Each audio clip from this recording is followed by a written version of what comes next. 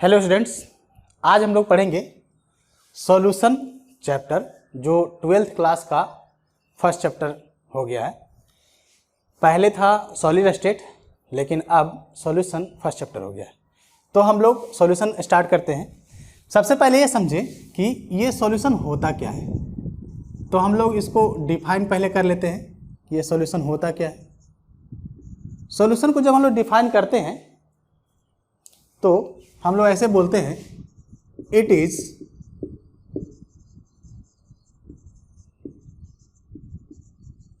Homogeneous mixture of two और more components. जब दो या दो से ज़्यादा कंपोनेंट आपस में होमोजीनियसली मिक्स हो जाते हैं, मिक्सचर बनाते हैं, तो उसको हम लोग सॉल्यूशन बोलते हैं। ठीक है। अब यहाँ पे जब हम लोग डिफाइन कर रहे हैं तो एक टर्म आ रहा है होमोजीनियस। ये जो होमोजीनियस है, इसका मीनिंग क्या है? होमोजीनियस मतलब ये होता है कि थ्रू आउट द सॉल्यूशन हर एक कंपोनेंट का कंपोजिशन और प्रॉपर्टीज सेम होगा। जैसे सपोज कर लीजिए कि आपने एक बड़ा सा कंटेनर में सॉल्यूशन बनाया हुआ है। मान लीजिए आपके पास एग्जांपल के लिए शुगर प्लस वाटर, इन दोनों को मिला करके आपने शुगर सॉल्यूशन बनाया। ठीक है। अब ये शुगर सॉल्यूशन बना लिए हैं, तो अब होमोजेनियसली मिक्सचर जब हो जाएगा तो अब क्या करेंगे, कंटेनर में शुगर सॉल्यूशन आपको दिया हुआ है, तो चाहे आप ऊपर से लीजिए, इधर से लीजिए, नीचे से लीजिए या फिर इधर से लीजिए, कहीं से भी थोड़ा सा अमाउंट भी आप अगर उस शुगर सॉल्यूशन का लेते हैं तो आपका हर एक जगह पे होमोजेनियसली मिक्स है, यानी कि उसके कंपोनेंट का कंपोजिशन और प्रॉपर्टीज सेम मिलेगा। हर जगह आपको सेम मिलेगी। तो हर जगह सेम मिलता है तो हम लोग उसको होमोजेनियस मिक्सचर बोल लेते हैं। अगर डिफरेंट मिलता तो उसको हम लोग हेट्रोजीनियस बोलते हैं, लेकिन सॉल्यूशन होमोजीनियस मिक्सचर होता है। इसी प्रकार से आप सॉल्ट डाल लीजिए, वाटर डाल लीजिए तो सॉल्ट सॉल्यूशन हो जाएगा, या फिर वाटर डाल लीजिए और उसके बाद फिर अल्कोहल मिला दीजिए तो भी एक सॉल्यूशन है जो यूनिफॉर्मली मिक्स होते हैं। तो यहाँ से ओवरऑल कहने का मतलब ये है कि सॉल्यूशन जब कभी भी बनाते हैं तो कम से कम दो कंपोनेंट्स चाहिए, और उसमें दो टर्म आते हैं, एक होता है सॉल्यूट, एक होता है सॉल्वेंट, और ये दोनों मिला करके बनाते हैं सॉल्यूशन। सॉल्यूट और सॉल्वेंट दोनों जब मिल जाते हैं तो बनता है सॉल्यूशन। अब सॉल्यूट किसको बोलेंगे? तो जो लेस क्वांटिटी में होती है, लेस अमाउंट, जो कम अमाउंट में रहते हैं उसको हम लोग सॉल्यूट बोलते हैं, और जो लार्ज अमाउंट मिलेंगे, जो ज़्यादा अमाउंट में होता है, उसको हम लोग सॉल्वेंट बोल लेते हैं। ठीक है। जैसे अब यहाँ पे दिया हुआ sugar plus water, sugar solution बनाया हुआ है, तो शुगर सॉल्यूशन बनाया हुआ तो ये जो पार्ट होगा ये आपका सॉल्यूट हो जाएगा, और ये क्या हो जाएगा, ये आपका सॉल्वेंट हो जाएगा। हम लोग ऐसे भी बता सकते हैं सॉल्यूट और सॉल्वेंट के लिए कि चूंकि यहाँ पे सॉलिड है ये, और ये क्या है, लिक्विड है, तो जो अपनी फिजिकल स्टेट को लूज कर देता है वो आपका सॉल्यूट होगा, और जो फिजिकल स्टेट को अपना बनाए रखता है उसको हम लोग सॉल्वेंट बोलते हैं। जैसे यहाँ पे ये लिक्विड फॉर्म में है, ये आपका सॉलिड फॉर्म में है, तो ये सॉलिड इस लिक्विड में मिल करके शुगर का सॉल्यूशन बनाया, तो शुगर सॉल्यूशन जो बनेगा ये कौन से फॉर्म में होगा, लिक्विड फॉर्म में। तो ये लिक्विड फॉर्म वाटर जो है ये अपना लिक्विड फिजिकल स्टेट बनाए रखा, तो इसको हम लोग बोल देंगे क्या, सॉल्वेंट।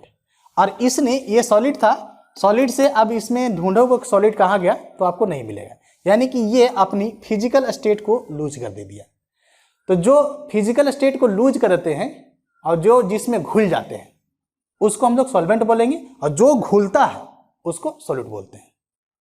ध्यान से सुनिएगा मैं क्या कर रहा हूँ, जो घुल जाता है उसको हम लोग सॉल्यूट बोलेंगे, और जिसमें घुल जाता है उसको हम लोग सॉल्वेंट बोलेंगे। ठीक है। इसका मतलब यह है कि सॉल्यूट जो है अपना फिजिकल प्रॉपर्टीज, अपनी आइडेंटिटी को लूज कर देता है, जबकि सॉल्वेंट जो है ये अपनी फिजिकल प्रॉपर्टीज यानी कि फिजिकल स्टेट को वो बनाए रखता है, ये फिजिकल स्टेट को लूज कर देता है। यहाँ पे जब सॉल्यूशंस की बात करते हैं तो प्रैक्टिकली अगर देखा जाए तो बहुत सारे कंपोनेंट मिलते हैं तब जाकर सॉल्यूशन बनता है। तो एक यहाँ पे टर्म आता है जैसे बाइनरी, बाइनरी की मतलब होता है दो। तो कोई भी सॉल्यूशन जब दो कंपोनेंट से मिलकर बनते हैं तो उसको हम लोग बाइनरी सॉल्यूशन बोलेंगे, ठीक है। एनी सॉल्यूशन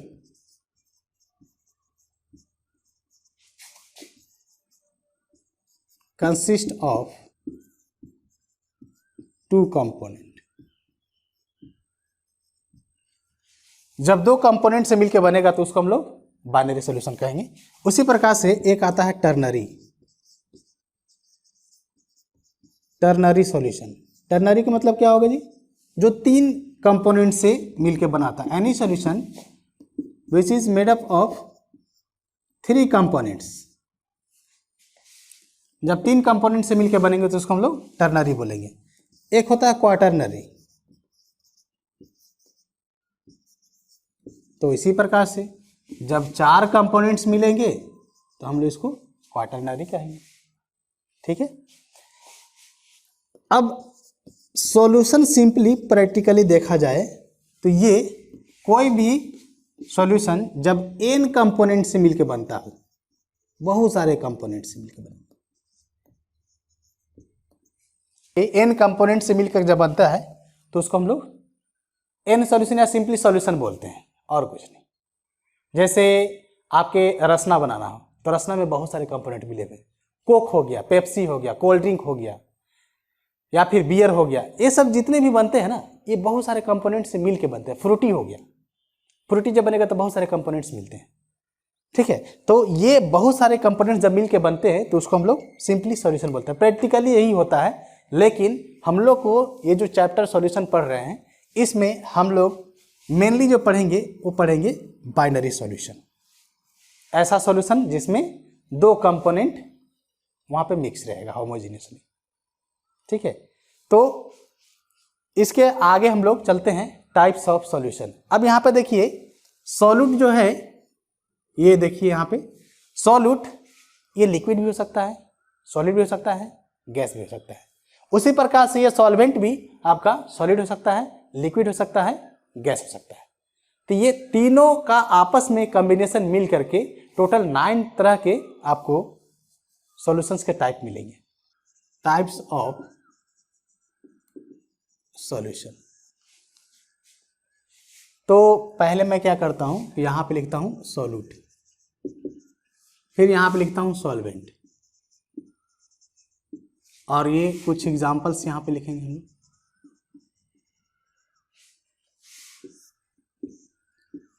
सॉल्यूट, सॉल्वेंट, कुछ एग्जांपल्स। अब देखिए सॉल्वेंट, मान लीजिए पहले मैं गैस लेता हूं, लेकिन सॉलिड जो है ये गैस भी हो सकता है, लिक्विड भी हो सकता है और सॉलिड भी हो सकता है।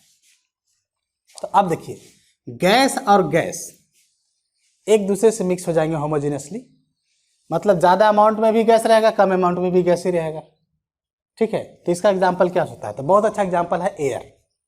एयर में ऑक्सीजन, नाइट्रोजन, कार्बन डाइऑक्साइड, बहुत सारे गैसों का मिक्सचर होते हैं। तो आप किसी को भी सॉलिड बोल लीजिए, किसी को भी सॉल्वेंट बोल लीजिए। मान लीजिए ऑक्सीजन है तो ऑक्सीजन को हम सॉलिड बोल लें, और नाइट्रोजन चूंकि 78% होता है तो उसको हम लोग सॉल्वेंट बोल लेते हैं। तो यहाँ से एयर जो होता है ये आपका अच्छा एग्जाम्पल है। लिक्विड इन गैस, गैस का अमाउंट ज़्यादा है, लिक्विड का अमाउंट कम होगा। तो इसका क्या एग्जाम्पल हो सकता है, जैसे ह्यूमिड एयर, ह्यूमिड एयर। तो humid air liquid in gas का एग्जाम्पल हो जाएगा। सॉलिड इन गैस, अब देखिए सॉलिड का अमाउंट बहुत ही कम होगा, गैस बहुत ज़्यादा होगा। तो क्या एग्जाम्पल हो सकता है सॉलिड इन गैस का, तो जैसे डस्ट हो गया। तो डस्ट में क्या होता है, बहुत सारे एयर्स होते हैं, उसमें धूल के कण आपको मिलते हैं। इसी प्रकार से स्मोक हो गया, स्मोक में भी यही बात होता है कि छोटे छोटे से पार्टिकल्स होते हैं, सॉलिड के और गैस बहुत सारा अमाउंट था। तो ये आपका एक तो हो गया गैस वाला सॉल्वेंट। अब मैं क्या करता हूँ, लिक्विड लेता हूँ। ऐसा सॉल्यूशन जिसमें लिक्विड आपका सॉल्वेंट होगा और इसको फिर से गैस, लिक्विड और सॉलिड कर लेता हूँ। तो गैस इन लिक्विड, लिक्विड का अमाउंट ज़्यादा, गैस का अमाउंट बहुत ही कम। तो ऐसा क्या एग्जाम्पल होता है? तो जितने भी हम लोग एरेटेड ड्रिंक्स होते हैं, जैसे कोल्ड ड्रिंक्स हो गया, पेप्सी हो गया, कोका कोला हो गया, यहाँ तक कि बियर हो गया, सैम्पियन हो गया, ये सब के सब ऐसे एग्जाम्पल्स हैं जो गैस इन लिक्विड, क्योंकि जितने भी कोल्ड ड्रिंक्स होते हैं उसमें CO2 गैस मिक्स होता है हाई प्रेशर के द्वारा। ठीक है, तो गैस इन लिक्विड का बहुत अच्छा एग्जाम्पल क्या हो जाएगा जी? Cold drinks,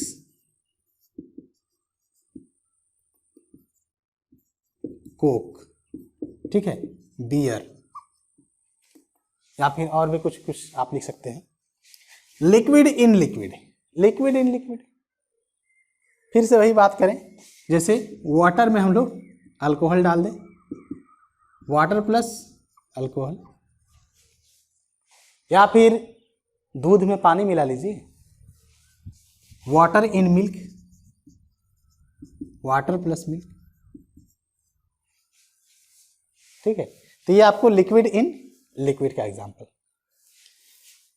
solid in liquid, तो ये तो बहुत ही आसान है, ये तो हम लोग पहले ही एग्जांपल लिए थे, जैसे शुगर प्लस वाटर, क्या बोल देंगे? Sugar solution. उसी प्रकार से NaCl plus water, NaCl solution.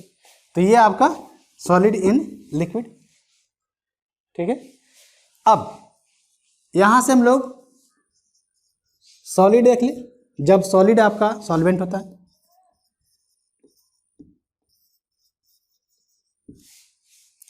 और इसे मैं फिर से गैस, लिक्विड, सॉलिड। अब देखिए gas solid, gas in solid, तो यहाँ पे हम लोग को दो तरह के मेटल्स, जैसे प्लैटिनम हो गया, प्लैडियम हो गया, ये कुछ ऐसे मेटल्स हैं, इनकी ऐसी प्रॉपर्टीज है, जब हाइड्रोजन गैस के इसके सरफेस से पास कराते हैं तो वो क्या होता है, हाइड्रोजन गैस अपनी फिजिकल स्टेट को लूज कर जाते हैं और उस मेटल में जाकर के मिल जाते हैं। वो प्लैटिनम और प्लैडियम एक ऐसा मेटल है जो बहुत अच्छा स्टोरेज मीडिया होता है हाइड्रोजन के लिए, वो स्टोर करने के लिए काम किया जाता है। कुछ इस प्रकार से एग्जांपल दे सकते हैं, जैसे आप टोस्ट होता है, टोस्ट देखे होंगे जो चाय में डुबा के खाते हैं हम लोग, तो टोस्ट में क्या होता है, हल्के हल्के से बहुत सारे छिद्र होते हैं। ठीक है, कुछ उसी प्रकार के पोरस नेचर का होता है प्लैटिनम और प्लैडियम का, और उसके जो जितने भी पोर्स होते हैं उसमें जाकर हाइड्रोजन गैस ऑक्यूपाई कर लेता है, लेकिन इतना इजीली नहीं निकलता है। आप ये मत समझिएगा कि गैस उसी में है और वो गैस के फॉर्म में ही रहता है, वो उसके साथ मिक्स हो जाता है, और मिक्स होने के बाद फिर वो वहाँ पे ये अपनी प्रॉपर्टीज को लूज कर जाता है। तो यहाँ से मैं बात कर रहा हूँ प्लैटिनम, प्लैडियम, Pt एंड Pd, ये मेटल ऐसे हैं जो गैस इन सॉलिड का अच्छा एग्जाम्पल है। कुछ और भी आप सोच सकते हैं, लिक्विड इन सॉलिड। अब देखिए लिक्विड इन सॉलिड, हम लोग जानते हैं मरकरी जो होता है लिक्विड फॉर्म में होता है। मरकरी एक ऐसा मेटल है जो लिक्विड फॉर्म में मिलता है। तो लिक्विड को किसी भी मेटल के साथ में जब मिला दीजिएगा तो वो अमालगम बनाता है। अमालगम का मतलब समझते हैं? अमालगम का मतलब होता है होमोजेनियस मिक्सचर। जैसे हम लोग दांत का जो गड्ढे होते हैं, कैविटी जो हो जाता है, तो उसको भरने के लिए हम लोग बहुत सारे मेटल का और वो अमालगम बनाते हैं। कोई किसी ने गोल्ड का बना लिया, किसी ने कॉपर का बना लिया, कोई सिल्वर का बना लिया, कोई और भी हो सकते हैं। तो वो जनरली टीथ फिलिंग के लिए इस्तेमाल किया जाता है। तो मरकरी का किसी भी मेटल के साथ में जो मिक्सचर बनता है उसको हम लोग अमालगम बोल लेते हैं। यहां से मैं लिख लेता हूं mercury plus any metal.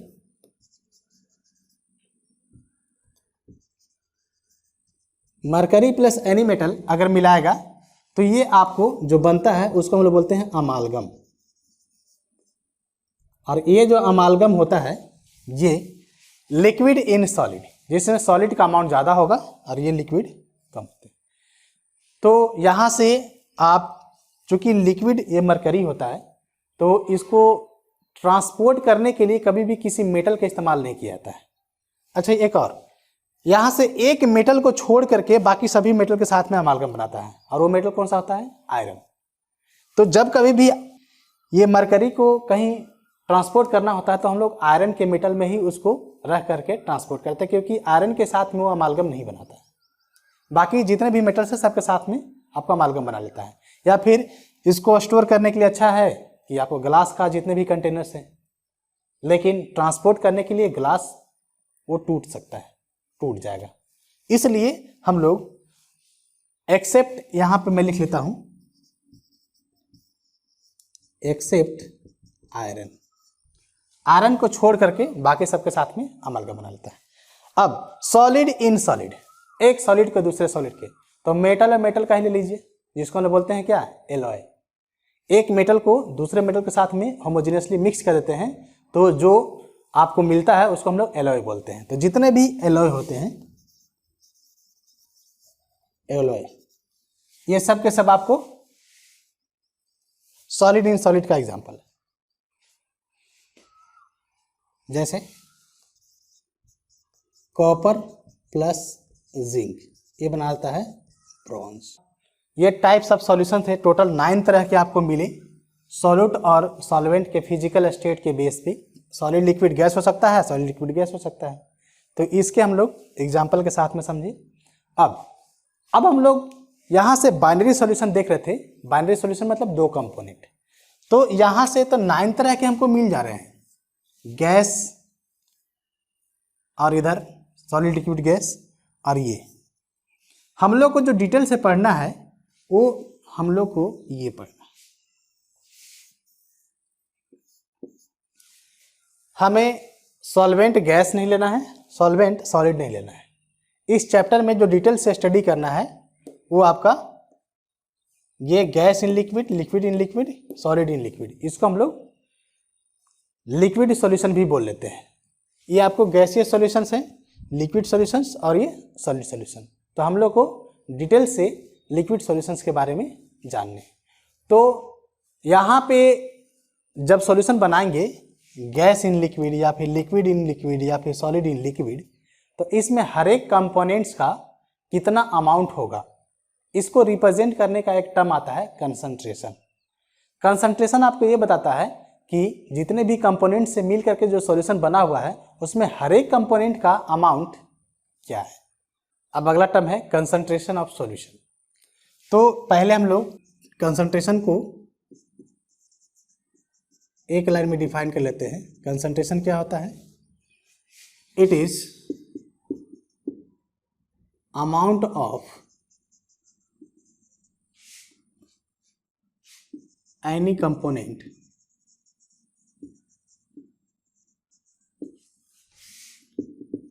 In the solution. किसी भी सॉल्यूशन में हर एक कंपोनेंट का कितना आपको अमाउंट है, उस अमाउंट को बताने का जो तरीका आता है वो होता है कंसंट्रेशन। कंसंट्रेशन टर्म्स हम लोग बोलते हैं। अगला जो हम लोग पढ़ते हैं वो है methods of representing concentration term. तो पहला मैं यहाँ से, हालांकि ये जितने भी कंसंट्रेशन टर्म है इसको हम लोग मोल कॉन्सेप्ट में कवर किए हैं। आप 11th क्लास का मोल कॉन्सेप्ट हमारे वीडियो में आप देख सकते हैं, जो इसमें डिटेल से आपको दिया गया है। तो बहुत अच्छे से समझने के लिए आप उसको जरूर एक बार देखिए, लेकिन मैं एक एक बार पूरी डेफिनेशन आपको यहाँ पे बता देता हूँ। इससे पहला जो आता है परसेंटेज कैलकुलेशन।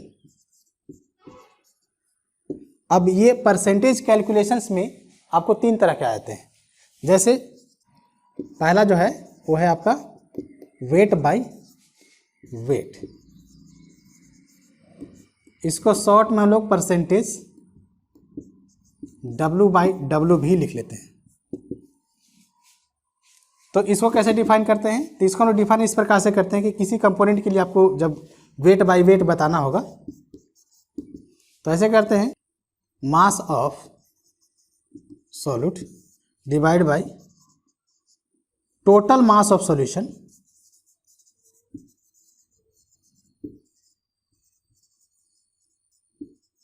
इंटू 100। अब यहाँ पे थोड़ा ध्यान दीजिएगा कि इसमें कहीं पे भी वॉल्यूम टर्म इस्तेमाल नहीं हुआ है।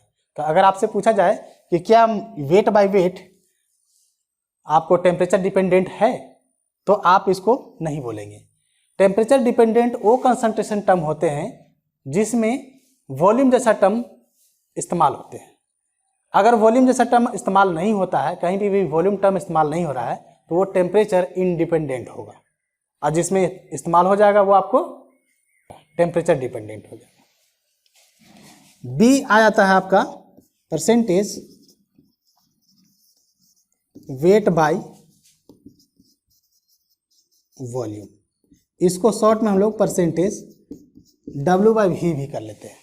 ठीक है, इसका मतलब ये होता है कि 100 ml का कोई सॉल्यूशन दिया हुआ है और उस 100 ml सॉल्यूशन में आपका सॉल्यूट का परसेंटेज कितना है। तो हम लोग परसेंटेज वेट बाय वॉल्यूम करना हो तो इसमें लिखते हैं mass of solute divide by volume of solution into 100। ध्यान रखिएगा, यहाँ पे मैं वॉल्यूम ऑफ सॉल्यूशन बात कर रहा हूँ जो कि 100 ml में होगा। अगला term percentage volume by volume, इसको हम लोग शॉर्ट में V/V भी लिख लेते हैं। अब देखिए यहाँ पे क्या है, दोनों के दोनों टर्म्स वॉल्यूम है, तो इसके लिए हम लोग जब डिफाइन करते हैं परसेंटेज V/V, तो यह आता है volume of solute divide by volume of solution into 100। ये 100 ml सॉल्यूशन दिया हुआ रहेगा, उसमें सॉल्यूट का वॉल्यूम कितना है और सॉल्वेंट का वॉल्यूम कितना है, इन दोनों का टोटल आप करेंगे सॉल्यूट और सॉल्वेंट, तो यहाँ वॉल्यूम ऑफ सॉल्यूशन निकल जाएगा, लेकिन वो रहेगा 100 ml में ही। ठीक है, तो इस प्रकार से हम लोग निकाल लेते हैं। अगला जो टर्म है हम लोग के लिए वो है आपका मोलारिटी। मोलारिटी को हम लोग कैपिटल M से रिप्रेजेंट करते हैं। ठीक है, अब इसको कैसे डिफाइन करते हैं, तो ये होता है number of moles of solute, इसको मोल्स में रिप्रेजेंट करते हैं। तो ये जो होता है molarity, number of moles of solute divide by volume of solution in litre. ठीक है, number of moles of solute divide by volume of solution in litre. अच्छा, आपसे पूछा जाए कि ये मोलारिटी जो है क्या टेम्परेचर डिपेंडेंट है? वॉल्यूम टर्म यहाँ पे इस्तेमाल हो चुका है, जरूर टेम्परेचर डिपेंडेंट होगा। अच्छा, ये वाला आपको होगा कि नहीं? ये वॉल्यूम तो दोनों है भाई। तो हम लोग जानते हैं कि वॉल्यूम जितने भी होते हैं वो सब के सब टेम्परेचर डिपेंडेंट डायरेक्टली प्रोपोर्शनल होता है। टेम्परेचर बढ़ाएंगे तो वॉल्यूम बढ़ेगा। ठीक है, तो जहाँ कहीं वॉल्यूम टर्म इस्तेमाल हो गया, मतलब वो जो आपको कंसंट्रेशन टर्म होगा वो आपको टेम्परेचर डिपेंडेंट होगा। अगला जो आता है वो है मोलालिटी। मोलालिटी, इसको स्मॉल m से रिप्रेजेंट करते हैं मोलालिटी। तो मोलालिटी क्या होता है जी?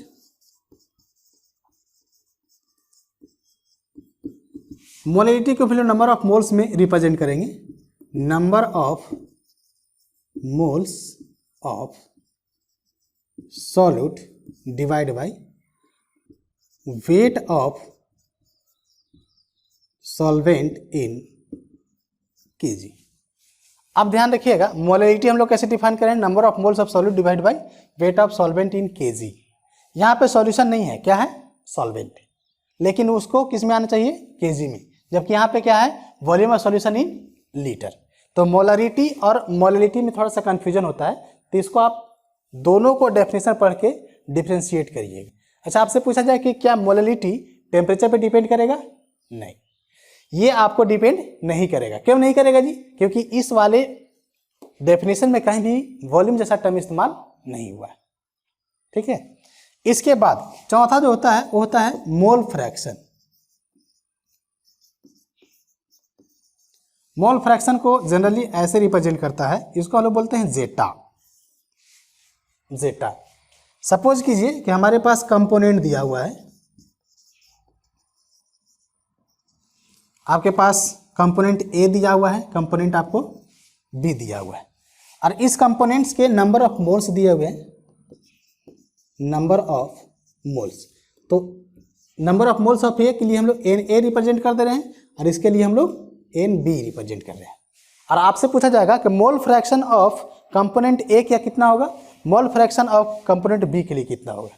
तो यहाँ से मोल फ्रैक्शन ऐसे रिप्रेजेंट कर लेंगे और यहाँ पे ए लिखेंगे, मतलब मोल फ्रैक्शन ऑफ ए हो जाएगा।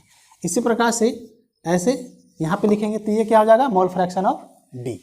तो हम लोग कैसे करते हैं कि मोल फ्रैक्शन जो होता है number of moles of one component, number of moles of one component divide by total number of moles. तो यहाँ से क्या होगा, number of moles of one component, हम लोग ए के लिए बात कर रहे हैं, number of moles of A divide by total number of moles. तो टोटल कितना हो जाएगा, N A plus N B, क्योंकि टोटल कितना है, एक कंपोनेंट ए है दूसरा बी है, तो इसके लिए एन ए, इसके लिए एन बी, तो टोटल कितना हो गया, N A plus N B. Mole fraction of B करेंगे तो यहाँ से number of moles of B और टोटल नंबर ऑफ मोल्स भी क्या है, N A plus N B. तो ये मोल फ्रैक्शन निकालने का आपको तरीका है। ध्यान रखिएगा कि टोटल जब सम करेंगे तो आपको 1 आएगा। यहाँ से mole fraction of A plus mole fraction of B is equal to total 1 आता है। ठीक है जी, क्योंकि टोटल 1 में ही आप लोग हर एक किसी का फ्रैक्शन में निकाल रहे हो। हमने एग्जाम्पल भी लिया था कि एक लड्डू आपको दिया गया है और कहें कि 2 दोस्त आप लोग मिल करके बांट लो, तो आधा तक उन लोग ले लेगा, और फिर कहें कि आपस में मिला लो, तो कितना लड्डू बनेगा, एक ही बनेगा, क्योंकि एक ही से। तो ठीक उसी प्रकार से होता है कि ये एक्स ए और एक्स बी करेंगे तो टोटल आपको 1 आएगा। अब दोस्त कोई दुष्ट होगा, कोई सीधा होगा, तो दुष्ट वाला जो होगा वो ज़्यादा लड्डू ले लेगा। मान लो कि 75% वही ले लिया, इसको 25% दिया, तो भी सम करोगे तो 1 बनेगा। ठीक है, तो ये ज़्यादा हो सकता है, ये कम हो सकता है, लेकिन टोटल सम करेंगे तो 1 आएगा। अगला है आपका ppm, इसको हम लोग बोलते हैं पार्ट्स पर मिलियन। पार्ट्स पर मिलियन, ये मिलियन का मतलब होता है आपको 10⁶। ठीक है, कोई आपका 10⁶ ग्राम सॉल्यूशन दिया गया होगा, उसमें सॉल्यूट का पार्ट कितना होगा ये हम लोग निकालते हैं। ये बहुत ही स्मॉल क्वांटिटी होता है। ये जनरली हम लोग बहुत ही पॉल्यूटेड पार्टिकल्स के लिए इस्तेमाल करते हैं कि सिटी में अगर पॉल्यूशन है तो किस किस पार्टिकल की वजह से पॉल्यूशन हुआ, तो वो पार्टिकल का आपको जब बताना होगा, रिप्रेजेंट करना होगा, तो ppm जैसा कंसंट्रेशन टर्म का इस्तेमाल करते हैं। ठीक है, कैसे डिफाइन करेंगे हम लोग इसको, ppm, तो हम लोग इसको बोलते हैं mass of solute divide by mass of solution into 10⁶। ये पार्ट्स पर मिलियन है इसलिए 10⁶ किया हुआ है। लेकिन अगर कहीं आपको बिलियन आ जाएगा, बिलियन मतलब 10⁹ होता है, तो यहाँ पे 10⁹ कर देंगे। ठीक है, इसका सिंपली मीनिंग क्या है जी कि 10⁶ ग्राम आपको सॉल्यूशन दिया गया, तो उसमें से आपको कितना पार्ट सॉल्यूट का है। जैसे आपको दे दिया गया 5 NaCl जो है वो 5 ppm है, इसका मतलब होता है कि 5 ग्राम NaCl present in 10⁶ gram of solution. इसका सिंपली मीनिंग इस प्रकार से होता है। ठीक है, और एक लास्ट टर्म आता है आपका नॉर्मलिटी। तो नॉर्मलिटी को हम लोग कैपिटल N से रिप्रेजेंट करते हैं, और इसको जब डिफाइन करना होगा तो ठीक उसी प्रकार से डिफाइन करते हैं जिस प्रकार से हम लोग मोलरिटी को डिफाइन करते थे। नॉर्मलिटी कैसे डिफाइन करेंगे, तो यहाँ से होता आता है normality number of gram equivalent, यहाँ पे लेंगे number of gram equivalent divide by volume of solution in litre. ठीक है, जिस प्रकार से यहाँ पे मोलरिटी के लिए नंबर ऑफ मोल्स करते थे, इसलिए हम लोग यहाँ पे उसी प्रकार से नंबर ऑफ ग्राम इक्विवेलेंट निकाल लेते हैं। कंसंट्रेशन टर्म पे हम लोग कुछ न्यूमेरिकल्स करेंगे और इसको हम लोग अगले वीडियो में करते हैं। तब तक आप 11th क्लास का जो कंसंट्रेशन टर्म है उसको आप देखिए और उसको समझिएगा। ठीक है, तो आज के लिए इतना ही रखते हैं, मिलते हैं नेक्स्ट वीडियो में।